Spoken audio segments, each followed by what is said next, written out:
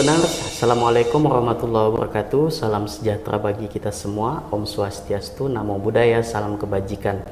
Bertemu lagi dengan saya Haryanto, Content Manager tribunpapuabarat.com dalam program wawancara eksklusif. Dan pada kali ini saya kedatangan tamu istimewa, yaitu Bapak Sekda Manokwari, Dr. Gigi Henry Sembiring. Apa kabar Bapak? Kabar baik, Pak. Siap. Terima kasih Pak sudah hadir di studio Tribun Papua Barat. Makasih. Siap. Sehat selalu Bapak. Sehat. Sehat juga tuh. Baik Tribuners, dalam wawancara eksklusif kita pada kali ini kita akan mengangkat sebuah tema terkait dengan kinerja, kemudian tantangan dan peluang potensi yang ada di Manokwari akan kita bincangkan lebih dalam bersama narasumber saya pada kali ini. Namun sebelum saya kepada tema kali ini nih, saya penasaran nih Pak. Mungkin masyarakat di Manokwari dan umum juga mungkin bertanya-tanya. Taunya mereka memang sudah tahu Sekda Pak. Tapi tugasnya Sekda itu apa sih gitu Pak? Ya, tugasnya Sekda itu adalah membantu Bupati dengan Wakil Bupati dalam penyusunan kebijakan, koordinasi administrasi dan pelayanan administrasi. Ya, seperti jembatan antara kepala daerah dengan perangkat daerah dan juga perangkat daerah dengan Pak Bupati. Jadi sebagai untuk membantu menyusun kebijakan koordinasi gitu, dan juga penetapan rencana kerja, pengkoordinasian penyusunan kebijakan daerah, pelaksanaan tugas perangkat daerah, dan pemantauan dan evaluasi pelaksanaan kebijakan yang sudah ditetapkan. Dan pelayanan administratif, jadi artinya kalau satu dinas mau mengundang dinas yang lain, yaitu saya pelayanan administrasi harusnya yang tanda tangan undangan. Begitu. Mengkoordinasikan lah gitu ya Pak ya. Agar tidak tumpang tindih antar satu dengan yang lainnya. Betul. Siap. Artinya peran vital dari seorang Sekda itu ya dituntut ya pasti harus cekatan gitu ya Pak. Iya dong. Artinya mobile Pak. Mobile, iya. Jadi kapan dan biar saya tugas luar kalau dia bentuknya harus dikoordinasikan. Contohnya Dinas Pertanian mau buat kegiatan, mau mengundang semua OPD yang lain. Nah, itu wajib dikoordinasikan dengan saya secara administrasi. Siapa yang pelaksana tugas suruh tanda tangan kalau asisten, gitu. Siap. Artinya ya itu Tribuners sudah paham kan artinya peran vital dari seorang Sekda. Jadi kan ada juga yang bilang Pak bahwa Sekda itu adalah orang nomor 1 di ASN gitu Pak. Betul. Jabatan tertinggi sebagai aparatur sipil negara. Ya. Itu benar Pak atau bagaimana?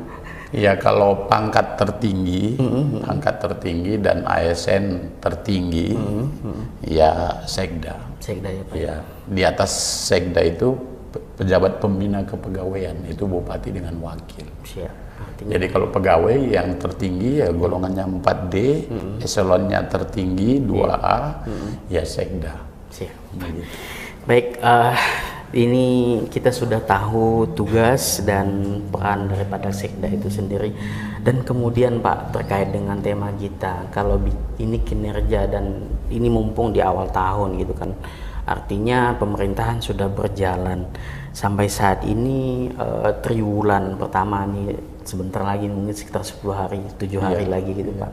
Sampai saat ini bagaimana nih Pak terkait APBD, kemudian realisasinya, bagaimana Pak sampai saat ini? Iya, jadi total APBD kita sesuai dengan kemampuan fiskal 1,4 triliun ya Pak? Triliun, 1,4 yang sudah berjalan di triwulan 1, yaitu baru kegiatan yang kita lakukan adalah penyelesaian Perda, Perbub APBD 2023, penyampaian LKPD 2022 ke BPK, kita sudah serahkan, dan yang sudah direalisasikan baru gaji ASN. ASN termasuk gaji guru SMA dan SMK yang tahun ini masuk ke kabupaten. Ya, dan belanja rutin dan belanja hibah yang yang penting, Iya. yang penting karena APBD kita DPA belum, kemarin rencana hari ini Kamis ya, Iya. hari Rabu kemarin rencana kita sudah buat undangan Pak Bupati. Karena terlalu banyak agenda hari Rabu kemarin, Iya. 2 kegiatan yang kita batalkan pembagian DPA. Jadi kegiatan program Iya. belum ada berjalan, baru kegiatan rutin dan gaji. Iya. Gaji pun baru ASN, honorer belum. Oh, siap. Iya, Artinya nanti dirapel itu Pak ya. iya Pak, dipastikan itu akan dibayarkan gitu ya. pasti karena sudah ada di DPA. Mungkin ini juga menjawab kegelisahan mungkin daripada Tetap jadi P3K dengan ASN dan juga honorer pasti kita bayar. Oke, siap. Karena sudah ada di APBD, tinggal nunggu waktu Oke. penyerahan DPA itu. Karena jumlah P3K kita itu 563 orang ya Pak. orang. Jumlah honorer kita hampir sama dengan jumlah ASN pegawai negeri sipil 3.527. 3.527. Itu jumlah honorer. Baru pegawai negeri sipil 4.221. Oke, artinya sekitar 7.000 sampai 8.000 ya Pak. 8.300. Oh, 8.300. Iya. Oke. Siap. Kemudian Pak, kalau tadi kan angkanya APBD kita bicara misalnya sekitar 1,4 triliun. Itu prioritas kita apa Pak untuk 2023 ini Pak? Untuk APBD itu? Iya, kalau untuk prioritas itu ada 5 program prioritas. Ya, ada 5 program prioritas yang sudah dibantu oleh APBN, termasuk yang sudah dilakukan pembongkaran Pasar Sanggeng. Oh itu, iya. Pasar Sanggeng direncanakan menurut komunikasi dari Pak Bupati dengan Kementerian PUPR tanggal 24 Maret ini mau direncanakan dilelang oleh Kementerian PUPR. Ya, penataan Pasar Sanggeng, penataan ruang terbuka hijau Borasi. Oh, Borasi. Di Rendani ya Pak ya? Maksudnya. Borasi. Oh, siap. Di Borasi. Terus perluasan dan pengembangan bandara. Dan pembangunan trase jalan Suri sampai ke Maruni. Iya. Oke. Artinya itu masuk juga ya Pak ya? Dan itu program nasional yang merupakan hasil kerja Pak Bupati. Yang secara intensif berkoordinasi dengan pemerintah pusat, dengan balai. Kita hari-hari rapat di ruang rapat Pak Bupati dengan orang balai. Kita undang dan apa yang harus kita kerjakan, penyiapan lahan contohnya. Terus DID dan sebagainya kita sudah siapkan, tetapi anggaran untuk pembangunan proyek strategis ini anggaran dari Kementerian PUPR. Ya, artinya senyap sudah ada program gitu ya Pak. Itu. Iya. Tahapannya berarti sampai saat ini lelang ya Pak ya, dalam proses mau lelang ya. Mau lelang kalau untuk Pasar Sanggeng dengan ruang terbuka hijau Borasi. Siap. Iya. Oke, baik Tribuners, itu tadi beberapa ya, ini baru beberapa nih, sebenarnya banyak sekali, saya yakin banyak sekali. Ada 5 proyek strategis yang sudah yang kita bicara. Kalau yang masih dalam bentuk usulan, belum dalam bentuk program direncanakan, akan dilaksanakan, sudah belum di Kementerian PUPR, kita belum berbicara, itu Pak Bupati yang bicara. Siap, artinya akan ada surprise nantinya ke depan ya, kalau memang itu memang benar-benar disetujui oleh baik itu pemerintah pusat atau provinsi gitu ya Pak ya. Iya, karena Pak Bupati selalu ketika kami Fitcon dengan Kementerian PUPR walaupun ketemu yaitu kita kan visi misi dari Pak Bupati kan Manokwari sebagai ibu kota provinsi dan pusat peradaban. Kalau ada jembatan merah di Jayapura, di Papua Barat belum ada tanda-tandanya. Ya, maksudnya membangun Manokwari bukan berarti membangun Kabupaten Manokwari, tetapi membangun wajah Indonesia untuk Papua Barat. Untuk merubah wajah kota Manokwari, melihat kondisi Manokwari ini perlu ada perbaikan, baik infrastruktur modern dan mempercantik kota Manokwari. Karena otonomi khusus tahun 2001, hari ini sudah 2023, 22 tahun, belum ada tanda-tandanya bahwa ini adalah ibu kota provinsi. Selalu dikatakan bahwa mahal, biayanya mahal. Nah, jadi Pak Bupati bilang jangan katakan mahal. Jangan katakan mahal, bagaimana untuk meratakan BBM di Nduga saja Pak Presiden sampai buat pesawat penerbangan untuk BBM. Iya, jadi membangun Papua tidak boleh katakan mahal, karena itu menunjukkan wajah Indonesia di Papua Barat. Harus seperti begitu. Iya. Ya, itu artinya visi misi ke depan bahwa tidak hanya bukan sekadar fisik, tetapi bahwa itu membangun peradaban yang ada di Papua Barat. Betul. Kan kita baru saja presiden. Dan bukan hanya membangun Manokwari, itu persepsi itu harus membangun Indonesia bagian dari Indonesia kita, kecuali kalau kita bukan Indonesia. Iya, siap. Baik Tribuners, tadi kita sudah bicara program dan memang programnya tadi juga kita seperti disampaikan banyak sekali penataan Pasar Sanggeng, kemudian ada ruang terbuka hijau, Borasi ya Pak ya. Borasi. Kemudian ada pengembangan bandara dan alih trase jalan. Itu terkait dengan pengembangan bandara atau bagaimana Pak kalau alih trase itu Pak? Iya, jadi pengembangan bandara itu kan diminta oleh penerbangan, maksudnya Garuda itu kan harus 3.000. Sekarang kan baru 2.500. Oh, siap. 2.500 ini dalam perencanaan sampai ke 3.000. Dan harus ada garba rata. Itu yang Pak Bupati sudah koordinasi berkali-kali, dan penyerahan aset tanah ke Kementerian Perhubungan sudah dilakukan oleh Pak Bupati supaya garba rata itu minimal 5. Sekarang sudah berapa Pak? Belum ada. Belum ada ya? Iya. Ya, karena tipenya masih itu ya Pak ya? Iya, karena masih 2.000 selama ini kan. Pak, kalau boleh tahu mimpinya Pak Bupati itu kapan Pak? Itu bisa terrealisasi 2024. Pak? 2024. Iya. Siap. Karena sudah koordinasi banyak dengan Kementerian Perhubungan dan Bappenas dan sebagainya gitu. Optimis Pak? Optimis. Optimis, karena kalau kita mengharapkan APBD kita mimpi sampai mimpi berkali-kali tidak akan ini. Jadi saya sebagai Sekda sangat mendukung Pak Bupati ini karena beliau punya mimpi. Kita siapkan apa yang kita perlu siapkan, lahan dan sebagainya, gambar dan DID.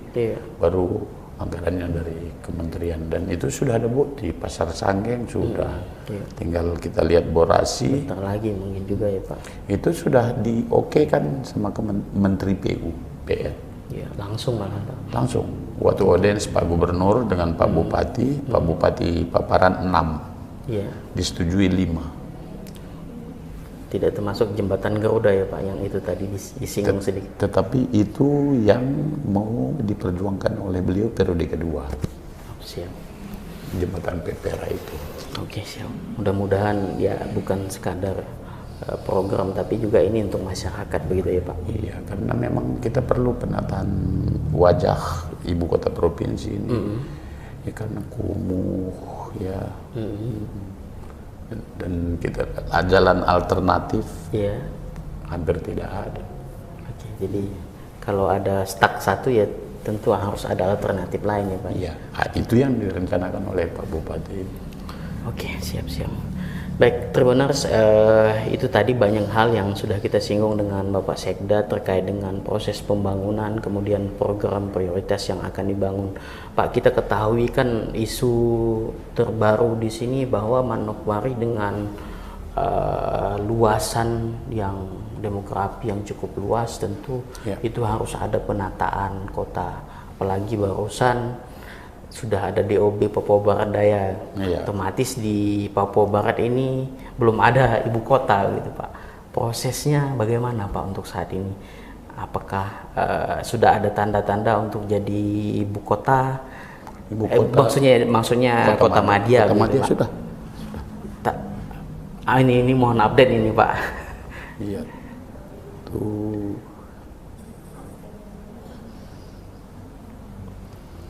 Jadi terkait dengan usulan pemekaran daerah khususnya usulan DOB baru Kabupaten 2 Manokwari Barat Manokwari Barat dan DOB Kota Manokwari telah masuk dalam amanat Presiden Ampres. Namun saat ini masih menunggu kebijakan moratorium dari pemerintah pusat. Meski beberapa waktu lalu telah dilaksanakan rapat dengar pendapat dengan DPR RI dan pemerintah provinsi di tanah Papua, perlu dilihat penyesuaian dan regulasi terbaru Undang-Undang Nomor 23 Tahun 2014 tentang pemerintah daerah khusus pembentukan DOB Manokwari Barat merupakan solusi untuk penyelesaian sengketa konflik yang selama ini terjadi. Pada bulan Januari 2023, Pak Bupati telah menghadiri pertemuan bersama Kementerian Dalam Negeri didampingi oleh saya juga membahas tentang konflik batas daerah antara Kabupaten Manokwari dengan Kabupaten Tambrau. Oh, yang beberapa distrik itu ya, Pak? Iya. Jadi kesepakatan diambil adalah pembentukan tim rekonsolidasi aset adat untuk menyelesaikan permasalahan tersebut. Terkait pembentukan kota hingga saat ini masih dalam kajian Undang-Undang 23 sebagai salah satu persyaratan teknis yang diperlukan. Iya. Jadi dua ini sudah masuk Ampres. Kemarin ada rapat paripurna di DPR RI dihadiri oleh Kabak Pemerintahan dengan satu dari pemerintah dari kabupaten. Oke, siap. Pak, Kota Manokwari kemudian Kabupaten Manokwari Barat ya, Pak ya? Kabupaten Manokwari Barat itu kan ada 4 distrik. 4 distrik. Yang kita tidak serahkan ke sana, tetapi mereka sudah usulkan masuk di sana. Tambrau itu.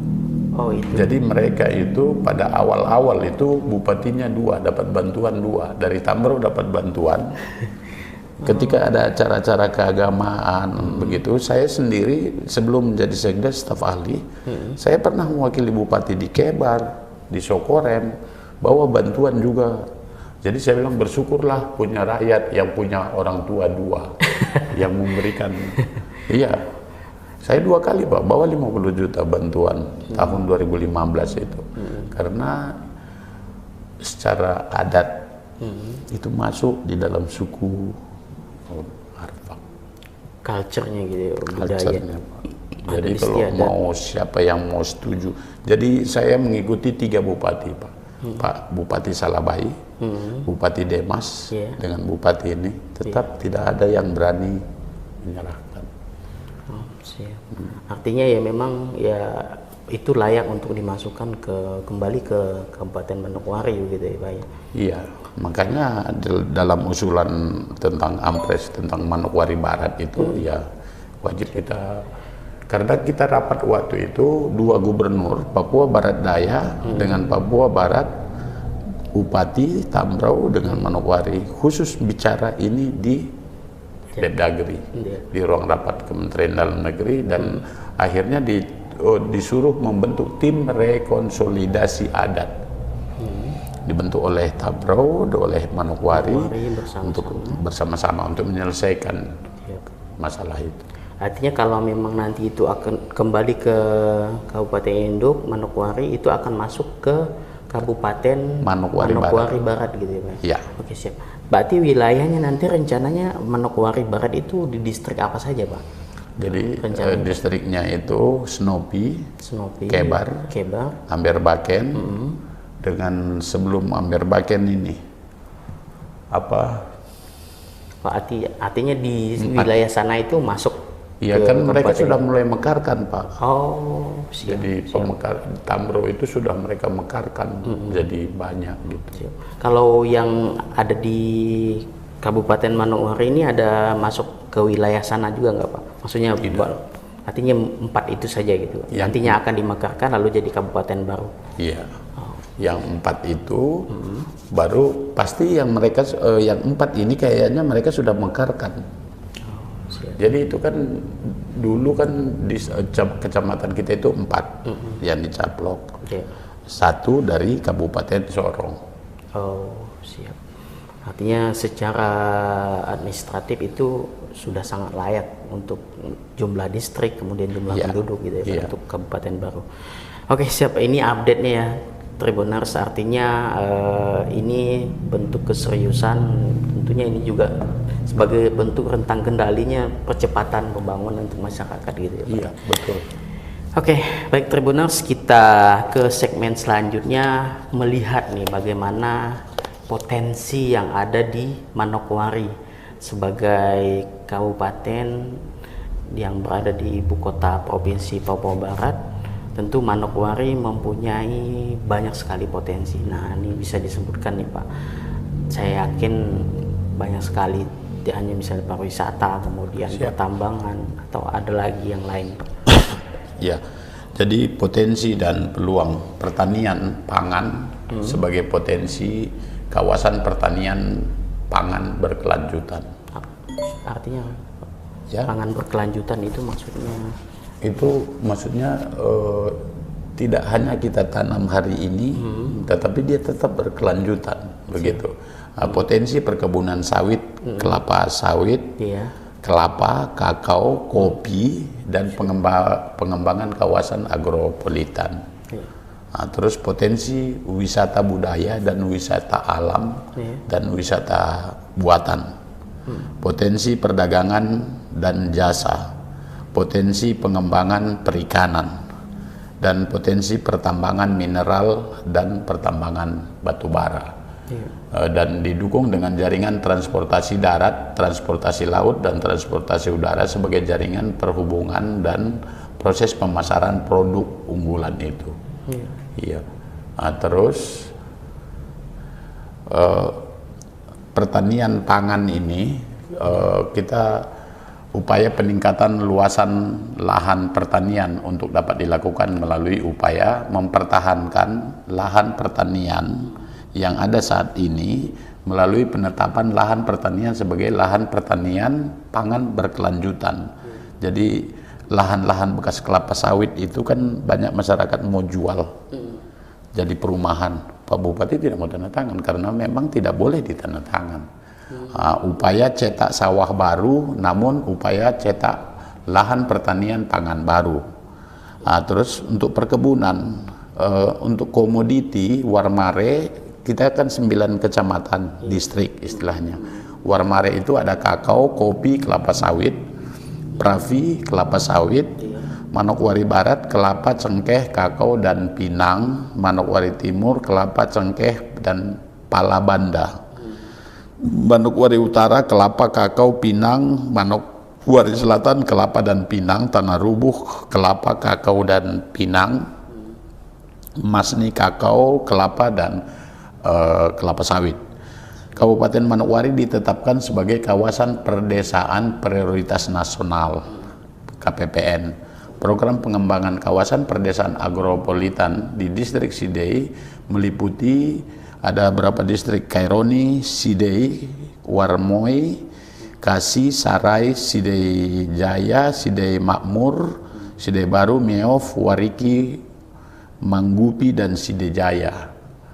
Untuk perikanan ini ada 2, perikanan tangkap dan perikanan budidaya.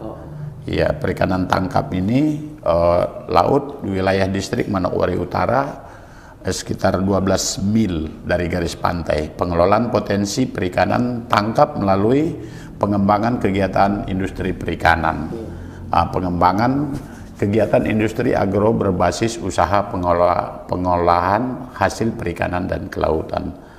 Untuk perikanan budidaya, pengembangan kegiatan budidaya tambak, industri pengolahan perikanan berada di wilayah distrik Manokwari Timur, Manokwari Utara, dan distrik Masni. Ya, dan pengembangan kegiatan budidaya sawah tambak berada menyebar di wilayah pesisir. Iya. Dan untuk pariwisata, potensi pariwisata, wisata budaya itu Pulau Mansinam, itu andalan kita.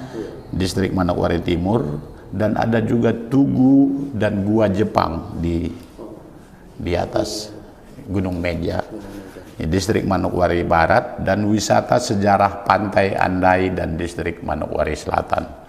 Wisata alam ada beberapa: Pasir Putih, Bakaro, Amban, Andai. Hutan wisata alam Gunung Meja, distrik Manokwari Barat. Baru-baru kita dengan Pak Bupati jalan santai di antara hutan, jadi sangat penuh dengan oksigen sekali. Ya. Biasanya dari kantor ke kantor ya, langsung. Itu Pak Bupati punya ide.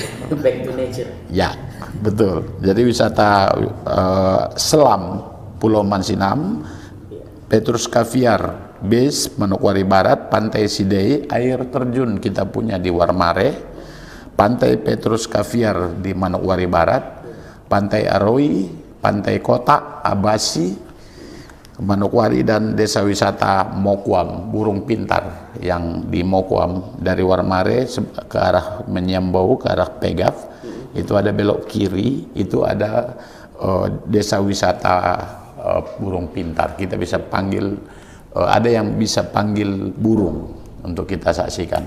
Dan wisata buatan Teluk Sawaibu dan Bendungan Distrik Pravi, Distrik Warmare, Taman Wisata Pemancingan Ikan di Pravi, dan Camping Ground Pol Bangtan Andai, Manokwari Selatan. Iya. Ya, dan kolam renang Pantai Bakaro. Ya. Untuk industri, ada pabrik semen Maruni, industri pengolahan hasil pertanian perkebunan, pengolahan hasil perikanan, dan industri makanan dan minuman. Klaster pengembangannya, pengembangan kota Manokwari sebagai ibu kota provinsi sebagai pusat peradaban, itu khusus untuk Manokwari Timur, Manokwari Barat, dan Manokwari Selatan. Untuk pengembangan kawasan agropolitan, sektor pertanian, perkebunan, perikanan, pariwisata, Sidei, Masni, Pravi, Warmare, Manokwari Utara, dan Tanah Rubuh. Untuk pelestarian lingkungan kawasan hutan dan mitigasi bencana. Tantangannya, ini yang tadi saya bilang tantangannya. Pemetaannya sebenarnya sudah banyak ya Pak, sudah ada dan jelasan sekali. Iya. Nah ini tantangannya. Ya, jadi tantangannya, potensi dan keunggulan yang ada di Kabupaten Manokwari masih dihadapkan dengan berbagai permasalahan tantangan. Yang pertama, masih terdapat masyarakat yang belum pro terhadap pembangunan atau masih berpikir status quo. Ya, artinya apa Pak? Maksudnya mereka tidak mendukung untuk laksanakan program ini karena mereka pikir ini saya punya wilayah gitu saja. Status quo, mempertahankan. Terus pemanfaatan dan pengadaan lahan yang sering bermasalah. Terus masih kurangnya peran serta masyarakat dan swasta dalam kolaborasi dan kerjasama pelaksanaan pembangunan. Terus tingkat pertumbuhan penduduk dan kebutuhan yang tinggi tidak diikuti dengan penataan ruang. Dan penyediaan infrastruktur kota serta fasilitas publik yang memadai memenuhi kebutuhan Manokwari sebagai pusat peradaban di tanah Papua dan ibu kota provinsi. Dan yang paling agak sulit, belum adanya kesamaan visi, paradigma, koordinasi, dan kerjasama perencanaan dan penganggaran antara Pemda Kabupaten dengan Pemda Provinsi. Dan kerentanan terhadap bencana alam, gempa, tsunami, banjir, longsor, dan kebakaran. Jadi begitu banyak tantangan yang tadi. Ya, namun demikian rencana pembangunan Manokwari itu kan visinya Pak Bupati, terwujudnya Kabupaten Manokwari menjadi pusat peradaban di tanah Papua dan ibu kota provinsi Papua Barat yang religius, berbudaya, berdaya saing, mandiri, dan sejahtera. Melalui visi ada 9, membangun Manokwari sebagai pusat peradaban, mengembangkan SDM Papua, putra-putri Papua yang berkualitas, menguasai iptek, integritas dan inovatif, berbudaya, berdaya saing, dan sebagai investasi masa depan, membangun dan menata infrastruktur kawasan perkotaan ibu kota provinsi, mengembangkan perekonomian daerah yang mandiri dan produktif berbasis potensi lokal dan sumber daya alam, meningkatkan kesejahteraan rakyat serta berkeadilan, pengurangan kesenjangan sosial. Nah, ini yang banyak sekali ya Pak. Iya.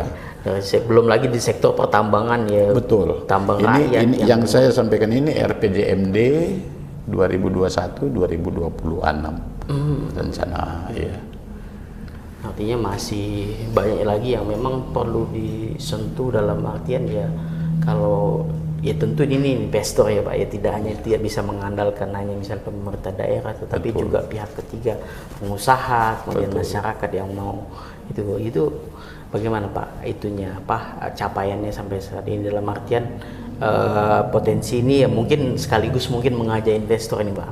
Apa yang memang potensi itu agar bisa dimanfaatkan untuk membangun daerah ini?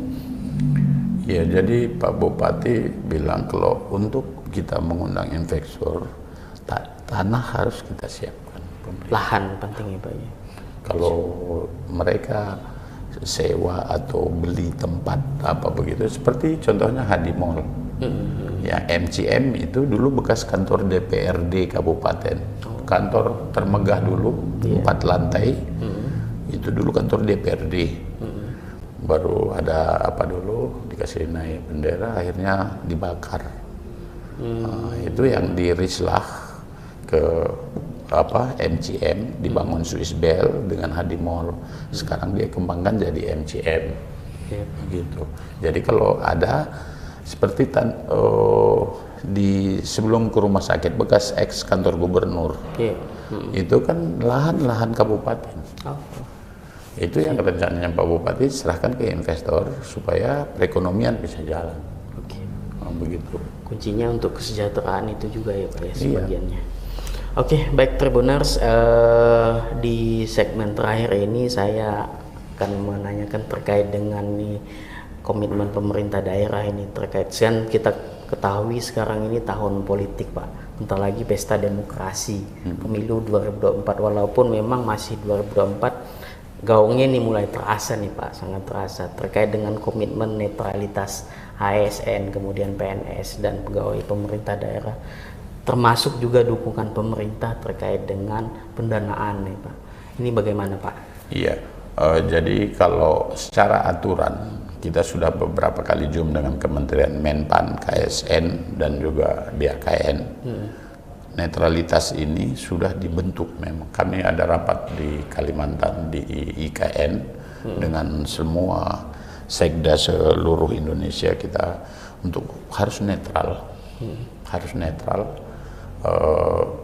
Karena kalau selama ini siapa yang netral, jadi siap saja di tengah gitu. Yang penting kita bekerja jujur, tetap di tengah gitu. Terkait dengan Pemda Kabupaten Manokwari, kita sudah menyiapkan secara bertahap Pak, sesuai dengan kemampuan fiskal kita sudah siap. Untuk dana hibah ke KPU kita sudah siap. Tahun ini, tahun depan kita penuhi. Mereka kan minta 60. Oh 60 M ya Pak ya? 60 M. Kita sudah siapkan 20 sekarang, 2023, 2024 nanti kita penuhi. Oke siap. Artinya isu soal penundaan pemilu itu tidak benar. Kalau untuk itu kan cuma di DKI Pak. Iya, satu-satunya pengadilan negeri yang memutuskan itu sampai dijawabin oleh semua orang, ditanggapi oleh semua orang cuma di DKI. Iya. Manokwari tidak. Tetap kita karena prinsipnya kita kerja di tanah Papua ini, apa yang sudah diatur dari pusat kita jalankan. Kita tidak ada bikin gerakan tambahan di tengah, tidak pernah ada di tanah Papua ini karena semua rakyat di tanah Papua ini, baik orang Papua dan orang yang sudah bersama-sama dengan saudara-saudara kita Papua, kalau aturan itu kita hormat, kita ikut. Begitu. Baik Tribuners, kita sampai di penghujung acara, namun sebelum menutup wawancara saya pada kali ini, saya ingin meminta pernyataan penutup atau closing statement dari Bapak Sekda mengelaborasi apa yang sudah kita perbincangkan tadi, perbincangan menarik pada kali ini. Nih Pak, ya secara keseluruhan nih, mimpi Manokwari ke depan, apa harapannya kepada masyarakat, termasuk juga tadi disebutkan juga kendalanya, apa harapannya kepada masyarakat untuk lebih bersama-sama membangun atau apa begitu Pak? Silakan Pak. Iya, jadi mimpi dari Pak Bupati wajib kita dukung. Karena kalau kita tidak dukung, Manokwari akan tetap pada kondisi sebelumnya.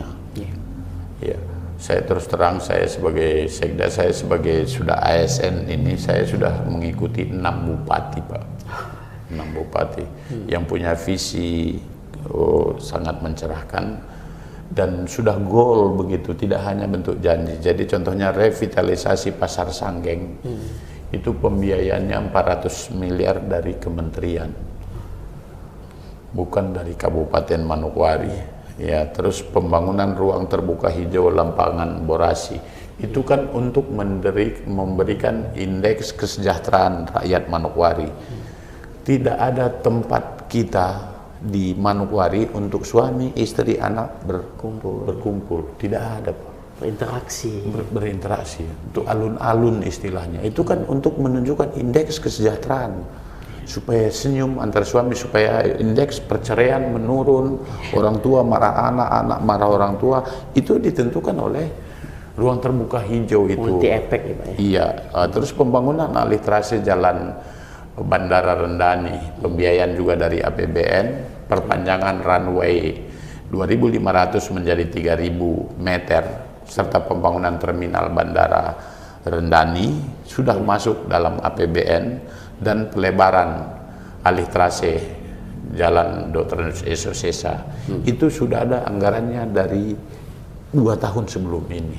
Tetapi masyarakat tidak mendukung Pak mantan gubernur untuk pelebaran jalan itu. Padahal kalau kita lihat sekarang kan macet semua orang, iya kan, dari Maruni terus ke sini. Ya, jadi kalau mimpi itu tidak didukung oleh masyarakat Manokwari, maka kita akan jalan di tempat kita menjadi ibu kota dan kota yang mungkin terkumuh, terbusuk dan sebagainya. Dan ini dilakukan oleh Pak Bupati bukan untuk dia, tidak. Untuk memberikan kesejahteraan, untuk memberikan kenyamanan, supaya indeks kesejahteraan masyarakat itu ya bisa meningkat. Iya, jadi begitu. Baik. Terima kasih. Terima kasih sekali lagi Pak Sekda. Baik Tribuners, kita sampai di penghujung acara dalam program wawancara eksklusif pada kali ini bersama Bapak Sekda Manokwari, Bapak Dr. Gigi Henry Sembiring. Terima kasih atas telah stay di acara ini. Kita bertemu di lain kesempatan, dan saya sebagai host pada kali ini mohon maaf jika ada kekurangan, dan kita tutup. Assalamualaikum warahmatullahi wabarakatuh. Salam sejahtera bagi kita semua. Om Swastiastu, Namo Buddhaya, salam kebajikan. Terima kasih. Terima kasih. Terima kasih Bapak. Terima kasih. Terima kasih sudah nonton. Jangan lupa like, subscribe, dan share ya.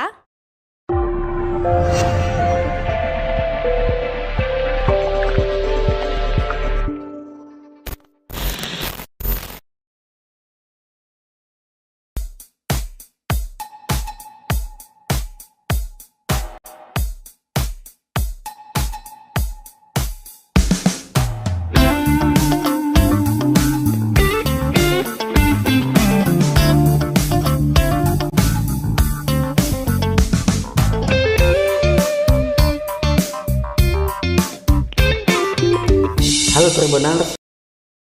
Shopee Big Ramadan Sale promo gajian terbesar Midnight Sale. Di promo puncak 25 Maret dari jam 12 malam hingga 2 pagi. Nikmati flash sale akbar Rp1, gratis ongkir super dahsyat, dan THR kaget 15M. Hanya di Shopee Big Ramadan Sale Midnight Sale.